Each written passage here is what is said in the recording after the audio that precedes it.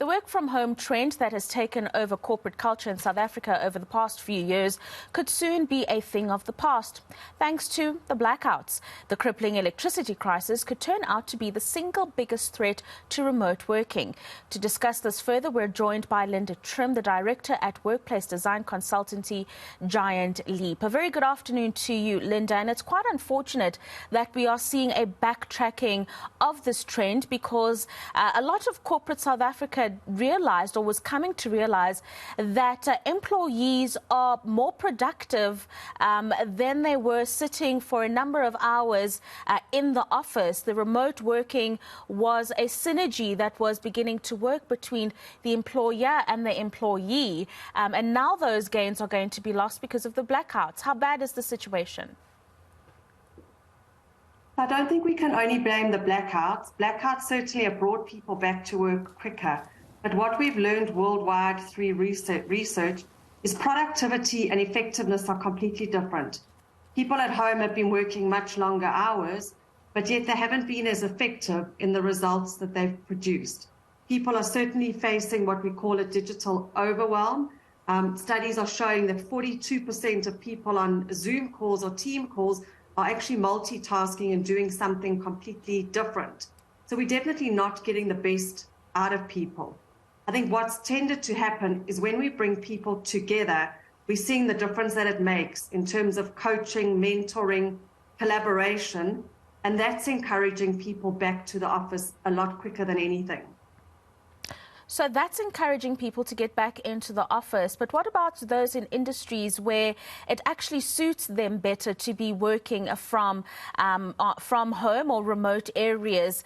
Are there any concerns that their productivity, even back at the office, may be impacted by the grim outlook of having to go back to the office? Look, there's certainly some people where the office isn't suitable to them. There are people with neurodiversity and other elements where they're much happier to be at home. So yes, certainly it would impact those people. And a lot of smaller businesses are still not able to have generators and solar and whatever they need to run on. So it's got a huge impact. And the way the world has changed, technology plays a huge role in what we do. And with these rolling outs, we're unable to operate even in the most high-tech offices because of it. So it's creating huge issues. Yeah, no, absolutely. So what does this mean then for models like the hybrid model, Linda? This is something that some companies have been exploring. Will this be something that will be a little bit more entrenched in the working world as we see the shift, as you've just explained? Hybrids become a huge word and a huge topic. And again, it's very much dependent on the industry that people are in and the type of homes that they have.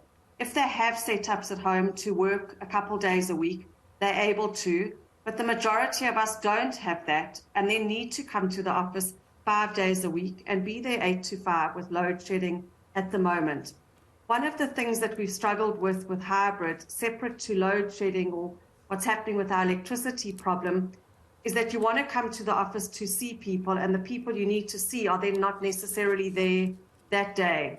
So it hasn't been a seamless solution, but it's certainly changed the way of work.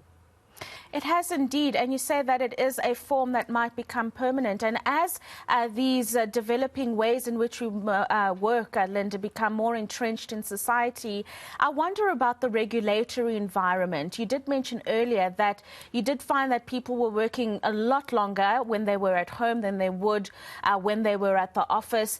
What are you hearing in terms of conversations around creating policy and a regulatory framework that would suit those who can continue to work from home or perhaps subscribe to a hybrid model as per the industry allowance?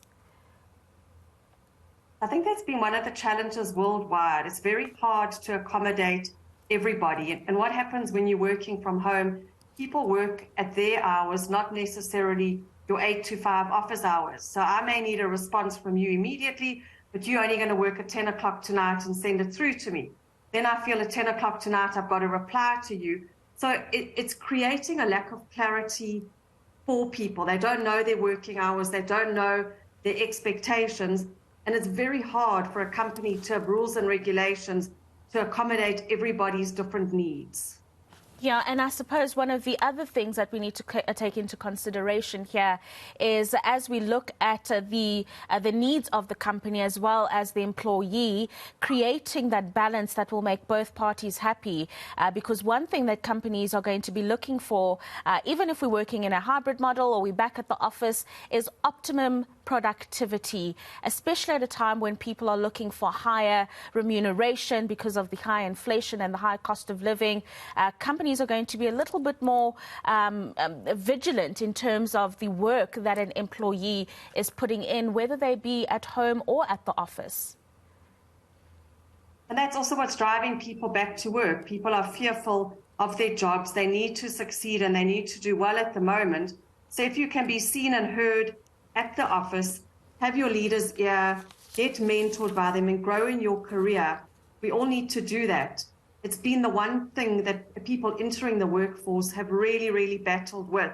They've missed so many different career milestones that they should have had. So it's encouraging people to want to be in the office, even though they may have to do a commute and work hours that don't necessarily give them the flexibility that COVID did.